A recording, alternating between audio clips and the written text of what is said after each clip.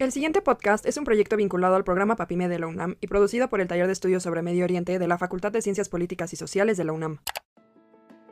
El 2 de agosto de 1990, Irak, gobernada por Saddam Hussein, invadió Kuwait. Y si bien muchos recuerdan este momento como una de las guerras que tuvo la mayor cobertura mediática en la historia, es importante subrayar que este no fue su único impacto por el cual se le recuerda. El acontecimiento desencadenó una serie de eventos que pusieron en evidencia los grandes intereses geopolíticos, económicos y militares, no solo de las grandes potencias árabes, sino también de la histórica coalición occidental liderada por Estados Unidos, quienes, bajo la autorización de las Naciones Unidas, fueron facultados para utilizar todos los medios necesarios para exigir la retirada inmediata de Irak de Kuwait, una sentencia que dejó una profunda cicatriz en Medio Oriente y en la sociedad iraquí. Nuestro nombre es Jimena Rodríguez y David Vázquez, host de su podcast Las Relaciones Internacionales en Medio Oriente. Les damos la bienvenida a nuestro 22º episodio titulado Las Guerras del Golfo.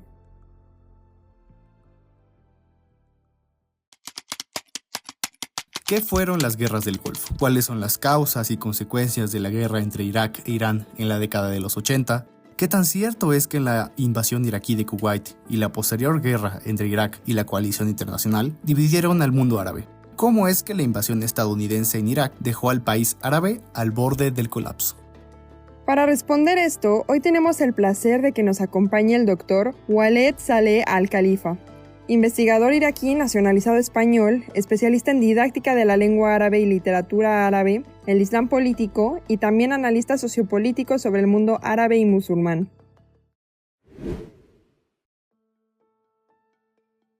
Bienvenido, doctor. ¿Cómo se encuentra el día de hoy? Muy bien, muchísimas gracias por la invitación. Muchas gracias por acompañarnos el día de hoy. Para comenzar, quisiéramos preguntarle, ¿cuáles son las causas y consecuencias de la guerra entre Irak e Irán que se desarrolló a lo largo de la década de los 80? Sí, la respuesta sería que la primera guerra del Golfo que tuvo lugar entre Irak e Irán comenzó el 22 de septiembre de 1980 y finalizó el 8 de agosto de 1988. El ejército iraquí penetró en el territorio del vecino Irán apoyado por la aviación con el objetivo de derrocar al régimen de Khomeini instalado en Teherán en el año 1979, que amenazaba a su vez con exportar la revolución islámica a los países vecinos. El presidente iraquí Saddam Hussein, en aquel momento considerado apóstata por Khomeini y un blanco a derribar, fue apoyado por Estados Unidos y los países del Golfo, preocupados por la posibilidad de la expansión de la revolución iraní al resto de la región, lo cual sería una amenaza enorme y directa a los intereses de las potencias occidentales, aunque Estados Unidos aprovechó la coyuntura para vender armas a las dos partes. Y ahí conocemos también el escándalo que surgió en su momento llamado Iran Gate. Si hablamos de los motivos que están detrás de esta guerra, podemos decir que entre las causas más directas de aquella guerra se puede mencionar las escaramuzas que se desarrollaban en las fronteras entre los dos países, la derogación del acuerdo firmado en Argel en 1979 entre el Shah de Irán y el gobierno de Irak representado por el vicepresidente Saddam Hussein. En el citado acuerdo, Irak había renunciado a favor de Irán a la orilla oriental de Shatt al-Arab, donde se desemboca en el Golfo Arábigo o Pérsico, a cambio de que Irán dejara de apoyar a los rebeldes kurdos levantados en armas en contra del gobierno iraquí. Las consecuencias de esta guerra, conocida como la Primera Guerra del Golfo, fueron dramáticas para los dos países. Más de 1 millón de víctimas humanas, la destrucción de la infraestructura de ambos países y una pérdida económica que superaba los 350.000 millones de dólares. Teniendo en cuenta el escenario que nos describe, doctor, ¿qué tan cierto es que la invasión iraquí de Kuwait en 1990 y la posterior guerra entre Irak y la coalición internacional dividió al mundo árabe? Sin ninguna duda, Tenemos que saber que el 2 de agosto de 1990 el ejército iraquí ocupó en 2 días el pequeño país sureño Kuwait y lo incorporó como la 19ª provincia del país mesopotámico. El motivo de esta invasión consiste en que las autoridades iraquíes consideraban que Kuwait históricamente formaba parte de Irak. Además, el gobierno de Saddam, como consecuencia de la Primera Guerra del Golfo, sufría una profunda crisis económica que le empujó a hacerse con este rico país para subsanar su maltrecha economía.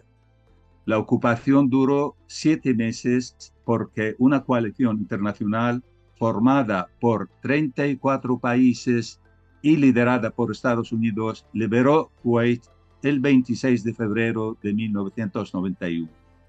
Esta fue conocida como la Segunda Guerra del Golfo.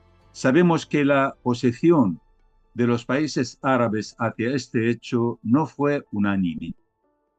El gobierno de Bagdad recibió el apoyo de la autoridad palestina liderada por Arafat y el beneplácito del gobierno jordano encabezado por el rey Hussein. En cambio, otros países como Egipto, Marruecos, Siria, Arabia Saudí, Omán, Qatar, etc., participaron en la coalición enviando tropas para expulsar al ejército iraquí del territorio de Kuwait. Aparte del desastre económico y medioambiental, el mundo árabe representado por la Liga de los Estados Árabes vivió una gran división que aún no se ha superado. Irak tuvo que soportar un cruel embargo que duró 13 años, llegando hasta la invasión estadounidense en 2003. Finalmente, doctor, ¿en qué medida la invasión estadounidense en Irak en 2003 ha dejado al país invadido al borde del colapso? Sí, la invasión estadounidense de Irak en 2003 se llevó a cabo con 2 argumentos falsos. Yo creo que todo el mundo lo sabe, que Irak contaba con armas de destrucción masiva y que mantenía una relación fluida con Al-Qaeda. Y resultó que ninguno de los 2 argumentos anteriores era cierto. Después de la caída del régimen de Saddam, el presidente de Estados Unidos, George W. Bush, nombró a Paul Bremer en calidad de gobernador civil de Irak, cuya política fue nefasta para los iraquíes. Disolvió el ejército y las fuerzas del orden del país invadido y promulgó la ley de la purga del partido Ba'ath. Entregó el poder a partidos islamistas chiíes pro-iraníes. Con el paso del tiempo, el caos se adueñó del país. Efectivos de Al-Qaeda entraron por miles desde Siria e Irán y Arabia Saudí. El sectarismo religioso y confesional, especialmente entre suníes y chiíes, se hizo fuerte en la sociedad iraquí, que provocó enfrentamientos sanguinarios y el país cayó en manos de decenas de milicias manipuladas desde Teherán, que siguen hasta el día de hoy controlando el poder en Bagdad, usando una violencia extrema contra cualquier opositor.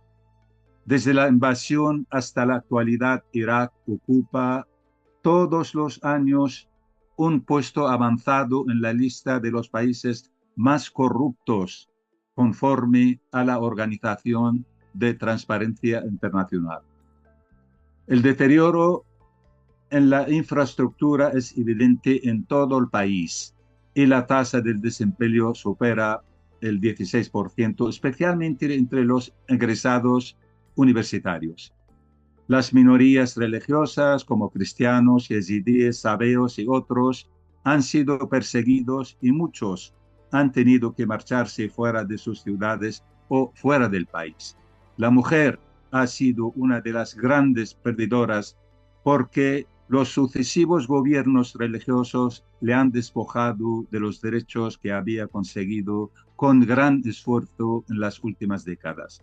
Lo último ha sido la deplorable modificación del Código de la Familia del año 1959, que era el más avanzado del mundo árabe, introduciendo la creación de tribunales para cada religión y confesión y abrir la puerta a que las niñas menores puedan casarse a partir de los 9 años.